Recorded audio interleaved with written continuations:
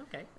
So I am Tawny, and this is Steve Hanna, and Steve Hanna works for Juniper Networks, and typically you see us interviewing together for JNet, but he actually agreed to talk with me today for my blog. Yeah, so. This is great. And before we were talking about how you have this cool, shiny new toy yes, with I do. Full encryption hard drive, yep. And maybe you can tell me a little bit about it? I'd be glad to. So this is my laptop. I've had it for a couple of years. It's not the latest or the greatest or anything like that, but, it works for me. Anyway, I travel a lot, and I've been worried about having my laptop stolen, especially when I'm in a foreign country, Eastern Europe or whatever, and I'm going out to dinner, and I'm just always worried about, what might happen to my laptop. So I always carry it with me, and I'm sort of a little paranoid about that. Laptops are good at dinner, I hear. Yeah, not so good. So what I did was I got this full disk encryption hard drive. Now, it slides right into the laptop, and it replaces the hard drive that's already in the laptop. Okay. I should mention, Juniper doesn't make this. It's not like a Juniper product or something. Just cool. And it's almost exactly the same as the regular hard drive, except that the data on the hard drive is all encrypted. Everything on it is always encrypted all the time. And then, well, the advantage there is if it ever gets stolen, you don't have to worry about whose hands it might fall into because it's all encrypted. So when you start up the laptop, here I'm just going to show you. I don't know if you'll be able to see this, but if you can't see it, you can always cut it out during the editing process.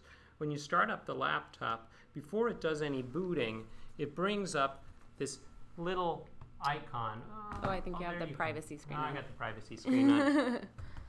I'll do that part again. Encryption and a privacy screen. Yeah, I'm the security guy.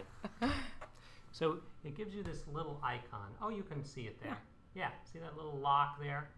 And that means that the drive is locked. You can't get anything off it. Even if you take it apart and try to read the platters, you can't get anything off of it until you enter your password. Okay. And that allows the drive, gives the drive permission, and provides the key that unlocks the encryption key so that the data can be read off of the hard drive. And I'm not going to get into that now. But so anyway, not only is it a cool toy, but it means that when I go to dinner, when I'm on the road, I don't have to bring my laptop everywhere. Right, and especially in as many airports as you're in, right? Yeah, airports are actually a really big issue from a security standpoint. I was just reading a study that just came out, and it said that 10,000 laptops a week are stolen from U.S. airports. And how is it that these people are actually taking the laptops then? Well, there are a variety of different ruses that they use, but I think the most common one, it's really actually sort of surprising, is get it out of the security line. Because when you go into the security line, yeah, you might, have your laptop and you've got it secure or whatever, keeping it with you. But you go into the security line, you have to take it out, put it in the bin, let it go through security. Right. And so that's sort of an opportunity for them. There's just laptops coming out left and right. And sometimes one of the things that they'll do is maybe somebody who's a few slots in front of you in line, they'll just see the laptop, they'll be like, hey, great, I like that one, take it, and they go. Or they might be working in a team of two where one of them goes through first, and then the one behind sort of slows down the line, has a lot of things in his pockets or whatever, has to go through the metal detector a few times. By the time you get through, your laptop has already come through and the other guy took off with it. Right. So. What I typically do when I go through is I make sure to always keep the bin that has my laptop in it right next to me, and then as soon as they wave me through, then pass it. Because there's only a certain amount of time that you have that you're separated, but kind of diminishing the length of that is a good idea not to put the laptop through first, right, but to put it through last. That's good, but you still got all those windows of opportunity, and people leave their laptops, they'll leave them on the table and they'll go, just stepped out for a minute to use the restroom and, it was stolen in that time. There's so many ways that it can get stolen, and the effects can be pretty significant if a laptop is stolen. So you have on there a lot more than you might think. Even for your average person, they may have their own credit card numbers or passwords or bank information.